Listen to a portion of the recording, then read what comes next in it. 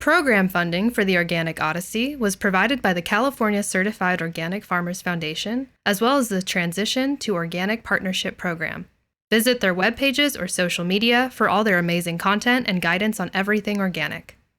Support for the Organic Odyssey is provided in part by the Grimm Family Center for Organic Production and Research at Cal Poly.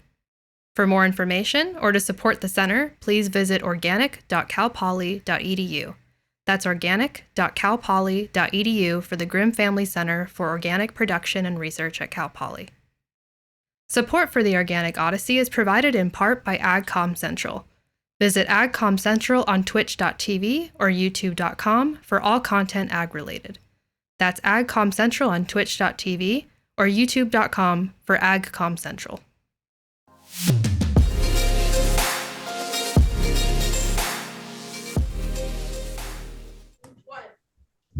Hello, everybody. Welcome back to another episode of the Organic Odyssey. I'm your host, Madison Jasso. And I'm a co-host, Able. We have a special guest today here with us in the studio. We have Dr. Matt Grisham. Hello, everybody. Good to see everyone again. And on Zoom, we have another guest with us, Blake Alexandre. Hello, great to be here. Thank you, Blake. Today, we will be talking about Alexandre Family Farms and their journey to get to where they are today and their commitment to regenerative farming. We also want to touch on the fact that they found their niche in A2A2 cows and organic milk and the challenges that they could possibly face with organic certifications. Okay, Blake, can you start us off by telling us a little bit about the Alexandre Family Farms organic journey and how you got into the position that you are in today? Sure. That's a long loaded question, but I'll just try to hit some highlights. So my wife and I both grew up in California dairy business. Me in the north, I grew up in Ferndale, California, in Humboldt County. And then Stephanie grew up in Chino on a dairy farm down in Southern California. We actually met at Cal Poly San Luis, and we've been together 40 years. And we moved to this area 32 years ago. So this is now 100 miles north of where I grew up in Humboldt County. We're now up in Del Norte County, right up on the Oregon border, right on the coast. So we can hear the waves out our back door, and our ranch is only 3 miles from Oregon.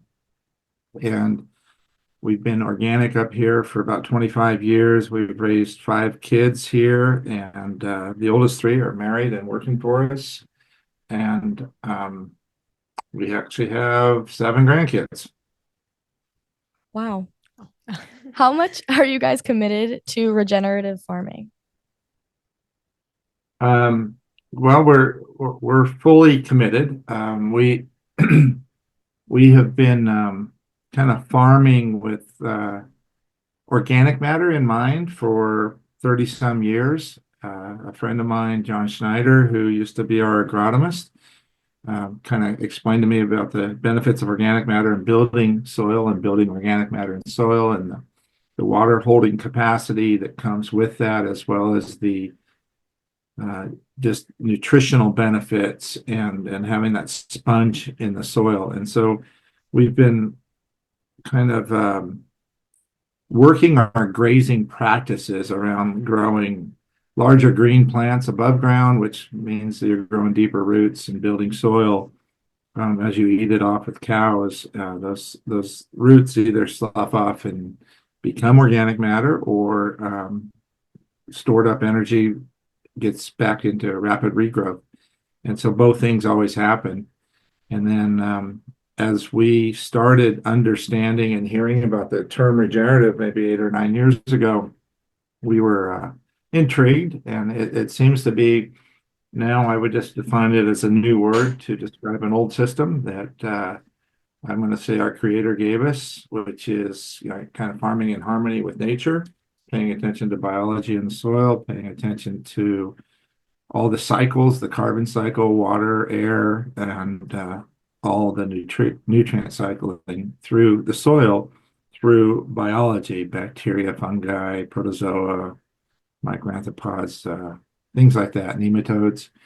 And so once we became aware of that, and then kind of the the concept of regenerative came out, we actually became the very first certified regenerative farm in the United States by two different groups.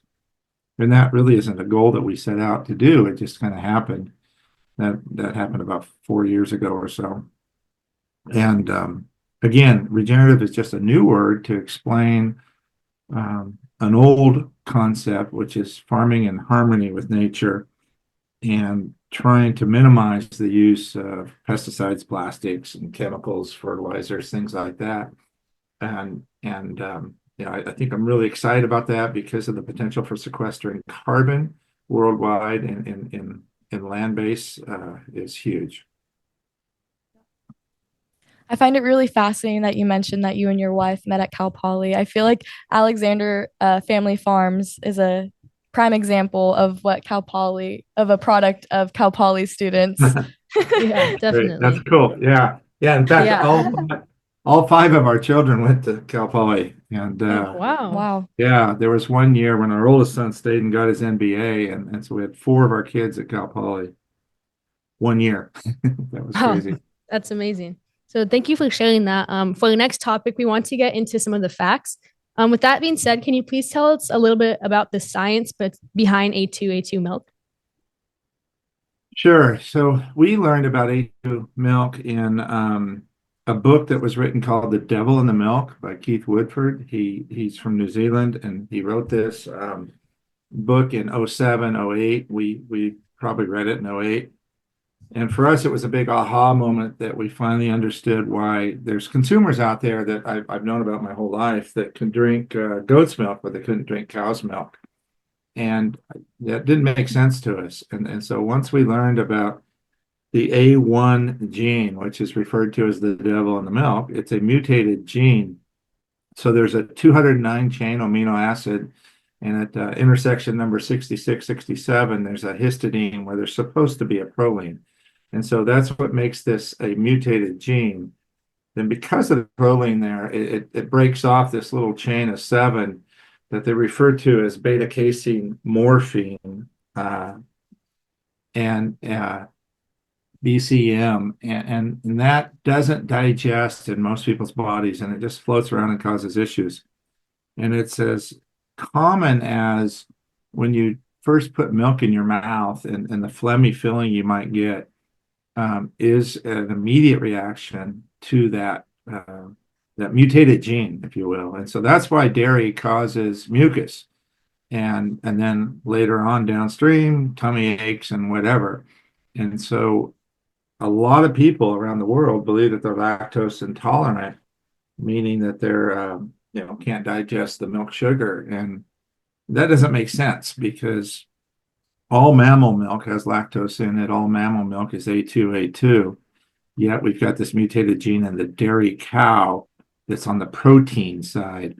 And so it's the protein that has changed that is making people's digestive issue not, flare up because of eating dairy. It's not the casein, it's not the milk sugar. I'm sorry, it's not the lactose, it's not the milk sugar.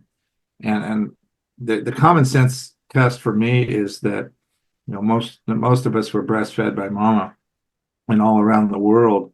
And mama's milk is A2 with lactose in it. And there's no lactose issues in babies. And so, it just points to common sense that it's this mutated gene in the protein of dairy that is causing the issue. So, Blake, it sounds like this is it sounds like, is this a result of the breeding programs for cows then? And it's so in terms of your solution, is that you're using a different breed of cow or how does this work? Yes, to your question in general, it is a result of breeding and selection. I only can imagine that the A1 mutated gene got into the dairy cattle maybe 1,000 years ago. And because it's prevalent in quite a few countries across quite a few breeds, and almost all the breeds we use here in the United States. The Guernseys has less than the Jerseys, and the Jerseys have slightly less than the Holsteins. And we've tested probably 30,000 animals, and I kind of believe we tested more animals than a lot of folks. And we had to send samples to New Zealand because it was the only lab in the world that could do it starting, say, 10 years ago. And so there's a lot of misinformation out there that it's a breed thing. It's not a breed thing. It's a Okay. individual cow thing. And so we do a DNA test on all of our female offspring and determine if they received an A1 or an A2 gene from each of their parents. And so the ones we like to keep, the ones that we bottle up in our branded product are cows that received A2 from both parents. It comes back from the lab that way, and that's why we labeled it on our milk that way. It's a little easier to explain. The options for a cow, sometimes they're A2, A1, and that means that 50% of their milk is digestible and 50% is less digestible. And then there's the option of A1, A1, which is all their milk is contaminated with that mutated gene. And so about 11% of the population of dairy cattle have the A1, A1. Another 30 to 35% seem to be A1, A2. And then the balance, 40% are A2, A2 or so. So that's kind of how we've seen it. Once we started to understand this and then select our cows and now only buy semen from bulls that are carrying the A2, A2 gene that they got from both of their parents, then it's pretty simple to just keep mating, A2 animals to A2 animals, and you always get an A2, A2 offspring. And we've been doing that for a lot of years, and there was no market to sell the A2 milk into, at least the organic Oh, froze. Oh no. version. Are you there? Yeah. Back. Okay, Okay. sorry, it just froze for a second. Oh, okay. I heard you guys say something. All right. Yeah. I was just saying that 8 years ago we decided to start our own brand. That's the Alexandre Family Farm. A2 milk, and it was really simply because nobody else was selling A2 milk, organic version of it. And so we just thought that consumers have a right to get to it and should have that option. And so a lot of consumers appreciate what we're doing, and really what we've allowed them to do is bring dairy products back into their diet. And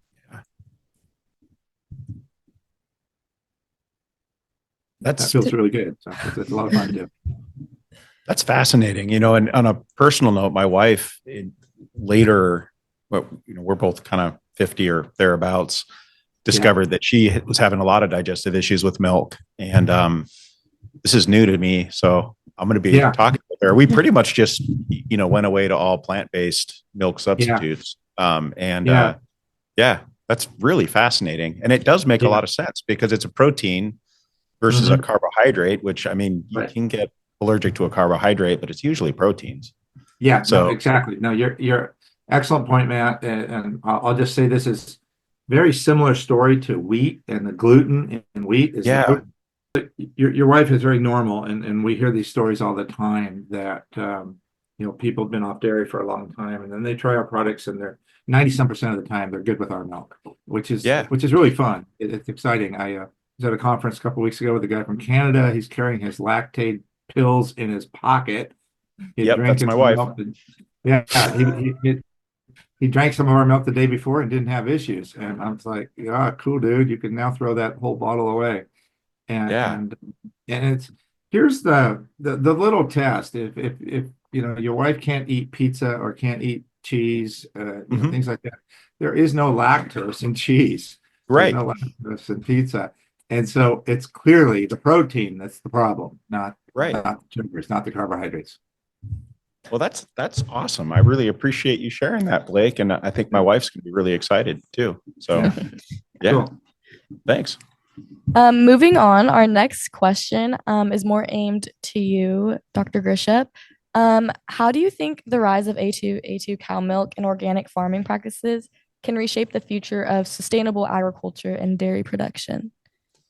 Well, I think on the A2 side, if it allows people to enjoy dairy products, then that's just from a market perspective, you've got a larger market. On the organic side, I think, I mean, for me, I'm an entomologist. Okay, just to be clear, I'm not an animal. I'm a six-legged animal scientist. Um, but I do know a little bit about ruminants, and I can tell you, ruminants did not evolve eating seeds. I mean, I'm sure they got seeds occasionally, and of course, when we feed them grain and soy, that's what we're feeding them. And so I think getting cows back on a grass diet is really important from an animal welfare standpoint, but I suspect also a human health standpoint, because if you think about it, if you feed something a suboptimal diet, it's probably not going to perform as well. Yeah. But I think, Blake made the point of carbon sequestration and just increasing organic matter, and moving animals back to pasture and healthy pasture that's managed in a regenerative or regenerative organic way, I think is really beneficial. And the organic matter, I mean, beyond right now, it seems like folks are really fixated on carbon sequestration. But there are so many benefits to getting more organic matter into your soil. And Blake brought up some of them. So water holding capacity is one. And of course, living in a drought prone state like California, that should be on everybody's mind. But also holding on to nutrients, improving nutrient cycling, which translates to less downstream impact. So if you're on a watershed, if your soil is absorbing all the nitrogen, phosphorus, potassium, and micronutrients that are part of your system, they don't get into the watershed where they cause a lot of problems. And then air quality as well. I mean, if you're keeping nitrogen locked into the system and having less methane or nitrous oxide move out of the soil, that's really important from a global warming standpoint, because those are really potent greenhouse gases. But Blake is really the expert, though. So, maybe you can tell me if I went astray there, Blake, or if there's something big I'm missing. Actually, no, I think you did an excellent job answering it in general.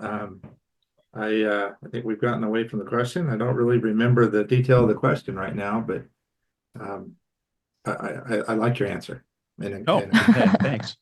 Yeah, and I guess maybe I didn't talk about animal welfare, but again, cows come from bison, and they evolved roaming free on grasslands, eating a diversity of plants, and largely the green matter, not the reproductive structures like the seeds and stuff. And so, I would just think that cows are probably going to be, I mean, quote unquote, happier if they're experiencing their natural environment versus, being confined in a barn and eating a lot of things that really they didn't as a species, they didn't grow up eating. I would add to the concept that when we launched our brand, we kind of wanted to be an alternative for the alternative milks. And so, 5, 6, 7 years ago, the almond milks and silk milk and other things were coming along and getting quite popular pretty fast. And, dairy farmers were like, young mothers should not be raising their kids on, I'm just going to say dirty water with almond dust in it. It's not, nature's most perfect food. That's for darn sure. And of course, I believe as a dairy farmer that milk is for both children and adults. And so we wanted to be an alternative to get people back to real dairy. And we did that through being a full fat company, which is bringing all the nutritional goodness from the grasses and the forages that the cow will eat. We have both a version where some of our cows eat grain and some of them are 100% grass fed, meaning no grain ever. And so those milks are similar, but slightly different. The green label, which is 100% grass fed, has an omega-6 to 3 ratio of 1:1, which is just literally perfect.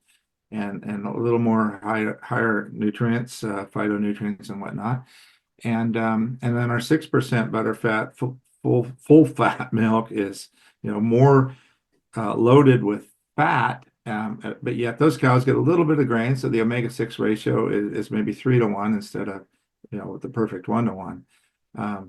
But it's still a better nutritional package than I think a lot of our competition on the shelves, and people really appreciate it. And so that's what we make our yogurts out of, both products, yogurts, kefirs, chocolate milk, and a few other things, eggnog.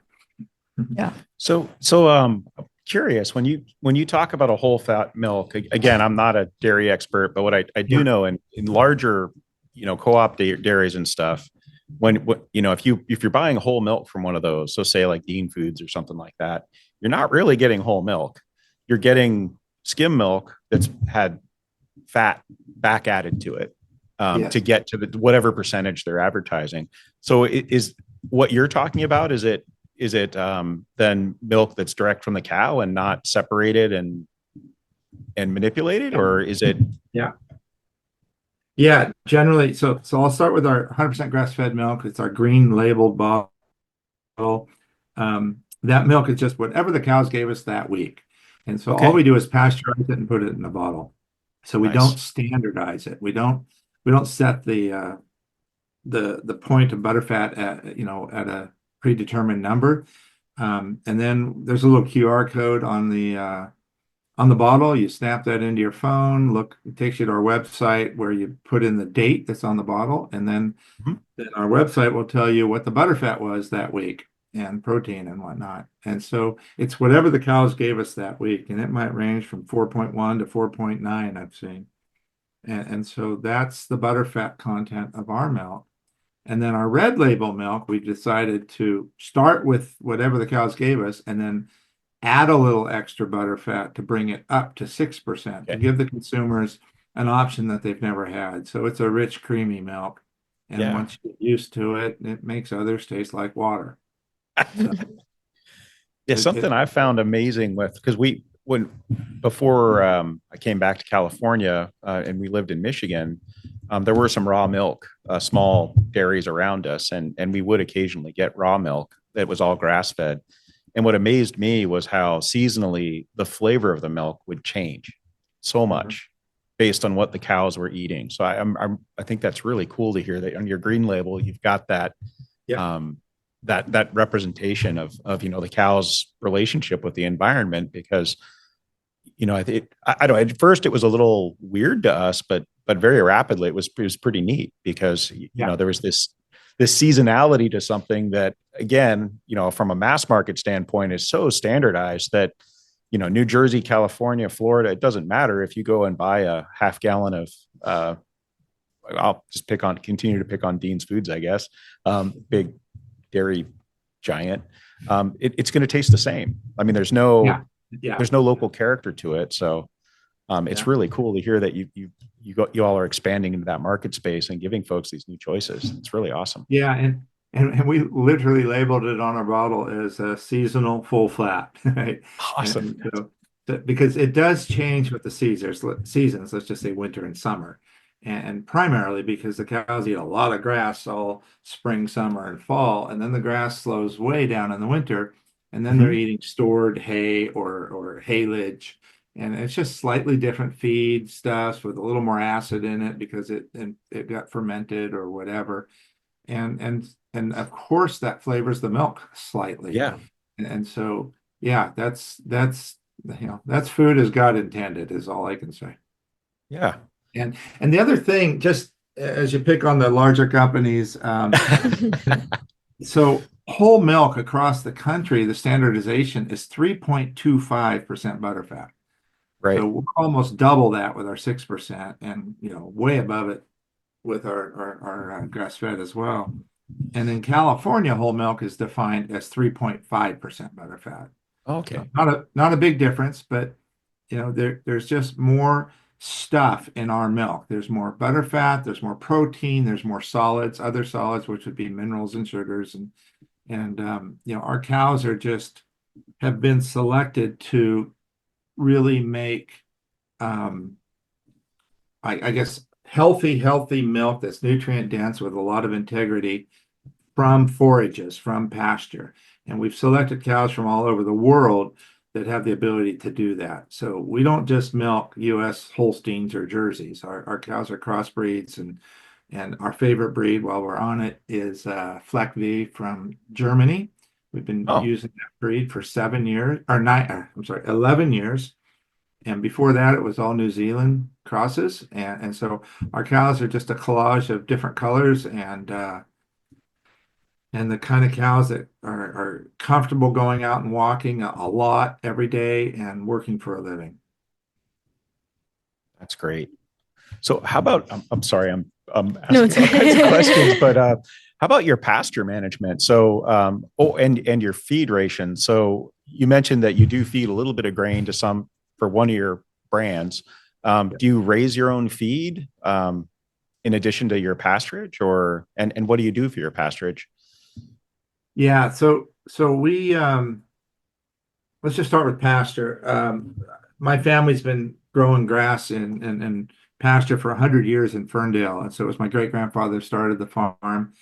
Even when we just sold milk into the conventional world, we were still grazing, and our whole area kind of tends to do that. So we're not large scale California farmers. We're certainly on the small side in the region, and that's the way the dairy business has evolved in my world. We've gotten larger now as we've been pursuing specialty markets with organic and now the A2 organic with our own brand. And so yeah, a lot of what we do is focused on grass and pasture. And at the end of the year, our cows probably ate 60 to 70% of their annual diet from grass out in the field growing, green growing grass. And we're blessed with a 12-month green grass season here, and very mild climate here on the coast, the north coast of California. And then the cows, so two of our herds we don't feed any grain to at any point in their life, and then three of our herds still get grain. Not a lot of grain, probably half of what a normal farm would feed. So we're feeding somewhere around 12, 15 pounds of grain per day of their 50 pounds of feed that they're eating. And it's really to have this density of carbohydrates for them.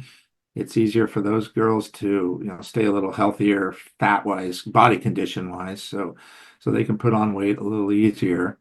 Sometimes being on a pasture diet for animals is a little too much protein, not enough carbohydrates, and so getting sugars to grow in the grasses is a trick, and selecting genetics for that is important. That's fascinating. Yeah. Yeah, hearing your guys' conversation was really fascinating to me. I learned a lot. Yes. But now we have a little game. Okay. Yeah. So basically, the game is A2 or A not. So we will be testing your guys' knowledge on A2 organic milk. So basically, how this will work is I will give you a statement, and if you guess it's true, you'll say A2, and if it's false, you say A not. Okay. Do you guys both understand? Are you keeping score between Blake and I? Because Yes. Okay. It's a little competition. Well, I'm in trouble. Okay. Okay, so the first question we have is all organic milk is automatically A2. So is this A2 or A not? What do we think? Well, A not. Yeah. A not. Yeah. Say. I forgot. Oh, yeah. Okay. Next statement. People who are lactose intolerant may still be able to drink A2 milk. Ooh. That's a tricky one. That is a trick. Because if it actually is the lactose, then it would be an A not. But if it's not the lactose, then it might be an A2. So I don't know if I can answer that one. Yeah. Like, do you agree? Yeah, it is slightly tricky question, but 90% of the time it's going to be an A not. Because most people don't go to a doctor to diagnose their lactose intolerance.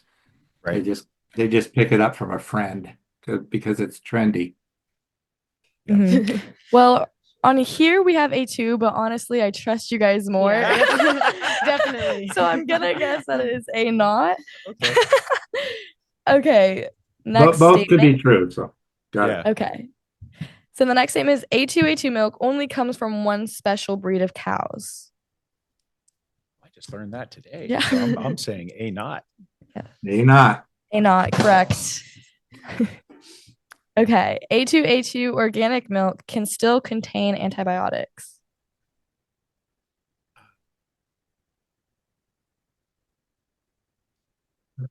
Word that one again for me, please. A2 organic milk can still contain antibiotics. A not. So, yeah, A not for synthetic antibiotics, but oh, we've got a morning show now. That is correct. Yeah. Okay, so for the final one, Alexandre Family Farms was the first organic dairy to be certified 100% A2 in the US. I'm going to say A2 on that one, but it's a guess. Mr. Alexander, what do you think? What do you know? Yeah, I'm going to say A2. Yeah. Correct. You guys are both correct. We were the first one organic brand on the shelf. Yeah. Yeah. Well, I learned a lot today on this episode, especially because I drink oat milk. I will now be switching to I might A2. toss my oat milk when I get back. Yeah, I'm going to be switching to A2. Good girls. That's great. You know, one thing with the plant Glad to hear milks, it. what I've been shocked at is that the FDA allows them to be called milks. I mean, I know in the dairy industry that's been talked about a lot, but it should be juice. Yeah. It's juice. Yeah. I mean, it's like drinking orange juice or apple juice. There's nothing wrong with Yeah. that, but call it what it is. Yeah. Coffee and juice. The dairy industry screwed up on allowing that to happen. You know, I don't remember anyone asking our opinion, but that should never have happened. And it's kind of funny too, though. But we've come out with Organic Valley came out with grass milk, right? And so 100% grass-fed milk. And so that's kind of on the flip side, kind of saying the same thing wrong. Yeah. Well, thank you so much, Mr. Alexander and Dr. Grisham, for being here with us today. Looking ahead, A2 milk is transforming the dairy industry, bringing new challenges like educating consumers like myself about its benefits and finding ways to balance the costs. So thank you guys so much for being here. I hope you viewers at home enjoyed and come back next podcast to learn more about the organic industry. Yeah. Thank you. Bye. Thank you so much, Blake. It was really educational. I learned a lot, and I'm going to be running home to my wife and saying, "Hey, we can do something." So, Well, yeah. Well, you're welcome, and it's my pleasure, and I enjoy doing this stuff, and it's fun to tell our story. So, thank you. Program funding for the Organic Odyssey was provided by the California Certified Organic Farmers Foundation, as well as the Transition to Organic Partnership Program. The show was created by Matt Grisham, the talent coordinator and resident organic expert, as well as Moses Mike, the faculty production lead. The Organic Odyssey is a production of the AGC 225 class called Digital Communications and Agriculture. The student team that produced the show included Natalie Eubanks and Savannah Taylor, the directors, hosts Madison Jasso and Ava Rose, storyboard editing by Avery Mulerath, and the technical team, Isabella Anderson, Vincent Biller, Vivian Kempora, Kendall Cook, Callie Granis, Carolyn Janes, Zach Collar, Emmy Lynn Marrow, Jack Oliver Roa, Sarah Purcell, Mason Riley, and Holly Rudnick. The guests for this episode included Blake Alexandre and Matt Grisham. The Organic Odyssey is a digital media collaboration between the Agricultural Education and Communications Department and the Grimm Family Center for Organic Production and Research at Cal Poly. These credits were read by Chelsea Ann. Thanks for listening.